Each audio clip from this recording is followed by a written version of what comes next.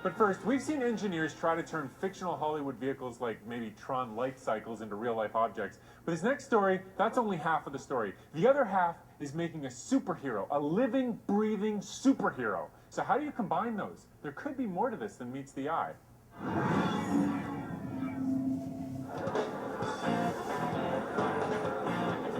What's up? Just what is it that drives the struggling actor in Hollywood? I moved out to California with the standard film acting, the dream. But that dream can quickly turn into a nightmare. As a filmmaker, musician, actor, whatever, you're constantly told that you suck. It doesn't really matter what you've done. It matters who you know.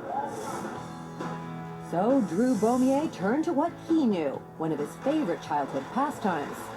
The Transformers were probably my favorite toy growing up. And now with his drive suits in demand, Drew is moving into the fast lane. He first caught the public's eye with an audition on American Idol. He didn't hit the right notes with the judges, but he did meet a licensing agent there. And this one is very cool. Today, Drew is putting the final touches on his suits as he gets ready for his first big break. A steady 2-month run performing at a theme park in China. He's recruited 2 friends from back home in Ohio to perform with him. Just flip it.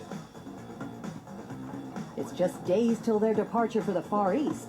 They've got a big rehearsal scheduled later this afternoon on Hollywood Boulevard. The drive suits need to be performing just right. Make sure these are open when you put it down, because you're accidentally crushing them. And the experience on the boulevard will be crucial for Drew and his crew. But they need that practice, and then they need to be rehearsed, so that when we go to China, they know exactly what to do. It hasn't been an easy ride for Drew. 2 years ago, after motoring to LA, his dreams of Hollywood fame and fortune were looking bleak. So was his ability to pay the rent. His love of costumes and motorized vehicles took over. He heard of some costume contests offering big prize money. The idea was that if I spent a couple $100 on making the costume, and I think the contest was for about $1,000 or something like that, then I'd make rent for that month.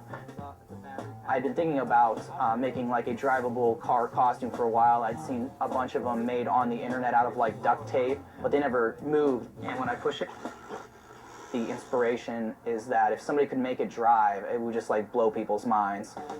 He starts with a childhood favorite.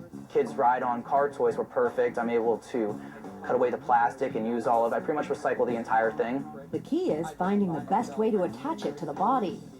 This is pretty much like the whole basis of it is making a skateboard for your knee. It's almost like a knee board. He uses a hockey or baseball shin guard, along with a big Hot Wheel type of tire, and he's ready to roll with the smallest output of power. This little D battery is the whole motor right here. That's what powers it, 2 of those. I don't even know what's going on in there, but it's freaking amazing to take this little motor and put such a high output to move 250 pounds at 5 miles an hour. 2 cables run to the boot to provide the power. A 3rd cable is the on-off trigger. That's what drives me. Suiting up and transforming for Drew is old hat by now. He knows these drive suits inside and out. I tripped a couple of times transforming. But the 2 friends he recruited to perform with him at his big show in China, well, they need some practice. It was good on paper, but it's not really coming together. Drew continues to work out the technical aspects, while his recruits need to get comfortable operating the equipment. Just a pressure point right there, because all that weight comes right down that spot. So we're going to put a pad there to just disperse the weight out pretty much. Being on stage in front of a big crowd is not something these guys are used to. Today, they're hoping a showing out on Hollywood Boulevard will help set the stage for their big China gig. Getting familiar with the suits and stuff like that beforehand was definitely going to help out, because like when I first got down, a couple times I kind of stumbled out, and then trying to get back up onto the, your feet and stuff like that is kind of tricky. Looks like we got a pretty good crowd right here. Jeez. Thank you.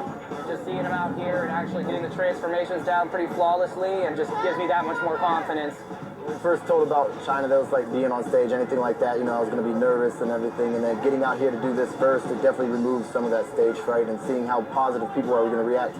And that positive reaction is what truly drives Drew. out of all the junk that I've built, it's like finally some positive feedback on something. It's like the best job ever. For the record, we love Transformer Dude here at Daily Planet.